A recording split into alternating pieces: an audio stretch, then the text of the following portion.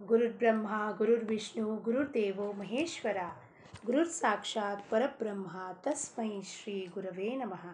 श्रीराम समर्थ. सर्व साधक बंधूंना, आत्मज्योतींना साष्टांग प्रणाम. आज 7 जुलै. श्री महाराजांचं प्रवचन, मूल होऊन भगवंतापाशी जावे. मूल कसं असतं? निरागस, त्याला काहीच कळत नाही. आपण घरी कोणी आलो, नातेवाईक आले, फ्रेंड्स आले, आपल्या बाळाला काय सांगतो? बाळ, त्यांना नमस्कार कर, हॅलो म्हण. तर बाळ कुणावरती विश्वास ठेवून नमस्कार करतो? आईबाबांवरती. तसं आपण मूल होऊन भगवंतापाशी जावे म्हणजे डोळे मिटवून त्याच्यावरती विश्वास करावे. या जगात कर्माशिवाय कोण राहतो? पण कर्म यथासांग होत नाही. याचे कारण आपण कर्म कशाकरिता करतो याची जाणीव होतच नाही आपल्याला. कर्माशिवाय कोणीही राहू शकत नाही. आपण इथे बसलोय, बसून उठून जरी गेलो ते एक कर्म झालं. कर्म म्हणजे ॲक्शन. आपण चहासाठी हात पुढे करतो, तोही एक कर्म आहे. पण ह्या कर्माचा यथासांग म्हणजे कशासाठी आपण हे कर्म करतोय हे याची जाणीवच नाही आपल्याला. हे कर्म आपल्या मार्फत देव करून घेतो. म्हणजे त्याचा सत्ताधीश जो परमात्मा आहे त्याच्या आज्ञेशिवाय एक बोटसुद्धा पुढे हलणार नाही. ते आपल्या ध्यानात येत नाही. म्हणून आपण कशाला करतोय हे माहीतच नाही. कोणतंही काम आपण कशाला करतोय हे माहीत नाही आहे. अधिष्ठानाशिवाय कर्म साधत नाही. मालक पाठीशी असला की कर्म करणाऱ्याला जोर येतो. आपण आपल्या घरी जर मोलकरीण ठेवलं आहे तर तिला आपण आज्ञा करतो, तिथे केर काढून घे, इथे सोफा साफ कर, मग तिला जोर येतो. नाहीतर ती स्वतः आपणहून काही कसं बसं करत असते. पण मालकांनी जेव्हा इन्स्ट्रक्शन्स दिलं, कमांड दिली, तेव्हा ती कशी भराभरा लगबगीने काम करते. काही चांगली कर्ममार्गी माणसे मार्गी लोकांना नावे ठेवतात. भक्तिभावाने जो राहतो तो दुसऱ्याला नावे ठेवत नाही. मी कोण हे जाणायला ज्ञान आणि भक्ती लागतेच. तसेच ब्रह्मसत्यम जगन्मिथ्या म्हटले तरी त्याचा अनुभव येण्यासाठी कर्म करावेच लागते. ब्रह्मसत्य आणि जगन्मिथ्या म्हणजे काय? ब्रह्म म्हणजे परब्रह्म वस्तू, तो परमात्मा जो आहे तो सत्य आहे. आणि जगत जे आहे ते मिथ्या म्हणजे खोटं आहे. कसं काय खोटं आहे हो? आपण पण पाहतोय डोंगर, नदी, फुलं, झाडं, लोक पाहतोय, ते खोटे आहेत का? नाही, ते अशाश्वत आहे. आज राहणार, उद्या राहणार नाही. म्हणजे जो आपल्या अनुभवात येतो तो शाश्वत नाही आहे, ते मिथ्या. आणि सत्य काय आहे?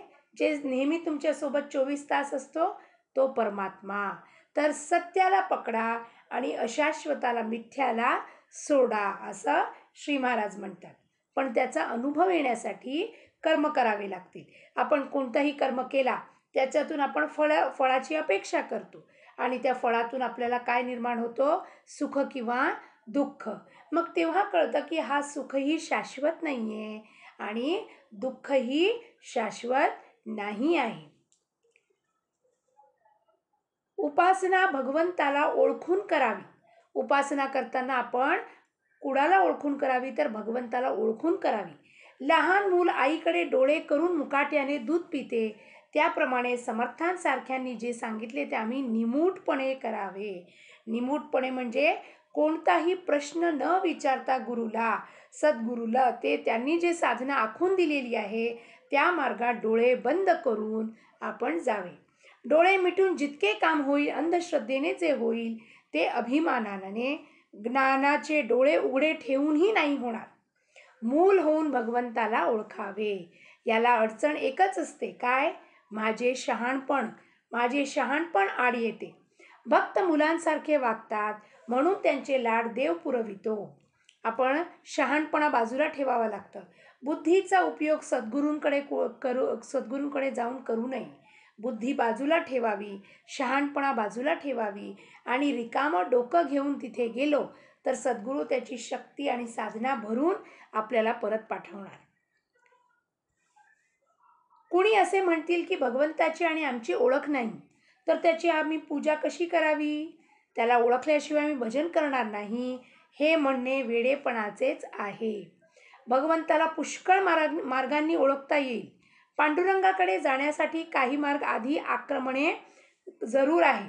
संतांनी अखंड जागृत राहण्याचा मार्ग सांगितला. तो असा की देहाने प्रपंच करा, पण मन भगवंताच्या ठिकाणी अर्पण करा. मन भगवंताच्या ठिकाणी स्थिर झाल्याशिवाय इतर काहीही करून उपयोग नाही. आपण कितीही साधना केला, कितीही जप तप ध्यान केलं, पण मन जर भगवंताशी चिटकलेलं नाहीये, देहाने माळ घेतोय फिरवतोय, पण मन कुठेतरी ऑफिसमध्ये गुंतलेलं आहे. टार्गेट अचीव झालेले म्हणून बॉस ओरडतोय म्हणून त्याच्यावरती गुंतलेलं आहे. नाहीतर या महिन्याची फीज एवढी वाढवली म्हणून टीचरवरती राग काढतोय, प्रिन्सिपलवरती राग काढतोय. मग देहाने फक्त माळ फिरतोय, पण मन कुठे कुठे गुंतलेलं असेल तर त्याचा उपयोग नाही. ध्येय सत्य असल्याखेरीज चित्ताची स्थिरता होणार नाही. मी कशासाठी परमार्थ करत आहे याचा ध्येय निश्चित असलं पाहिजे आणि सत्य असलं पाहिजे. तेव्हा चित्ताची स्थिरता होईल, नाहीतर नाही होणार.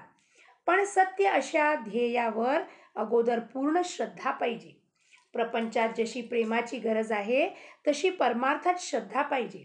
देव माझा आहे असे म्हणण्याऐवजी मी देवाचा आहे असे म्हणावे, म्हणजे श्रद्धा उत्पन्न होते. समुद्राचा तरंग असतो, तरंगाचा समुद्र असतो असे नव्हे. आपण काय म्हणतो, समुद्रात लाटा उठल्यात, आपण म्हणतो तरंग येत आहेत समुद्रातून. आपण तरंगाचे समुद्र असे कधी म्हणत नाही. साधनात निश्चितपणा असेल तर त्यात समाधान आहे. साधनात निश्चितपणा पाहिजे. मी हे कशासाठी करतोय, भगवत प्राप्तीसाठी, तर तेव्हा समाधान होईल. म्हणून साधन श्रद्धेने करीत जावे. जशी श्रद्धा तशी फळे. आपण भगवंताच्या स्मरणात निर्धास्त असावे. प्रपंचात कधीच धीर सोडू नये. ज्याप्रमाणे मुंग्यांची राणी जागेवरून हलवली ती तितकी तिच्या मागे असणाऱ्या हजारो मुंग्या तिच्या बरोबर नाहीशा होतात, त्याप्रमाणे एक देहबुद्धी काढून टाकली की आपल्या मनात उठणारे हजारो संकल्प नाहीसे होतात.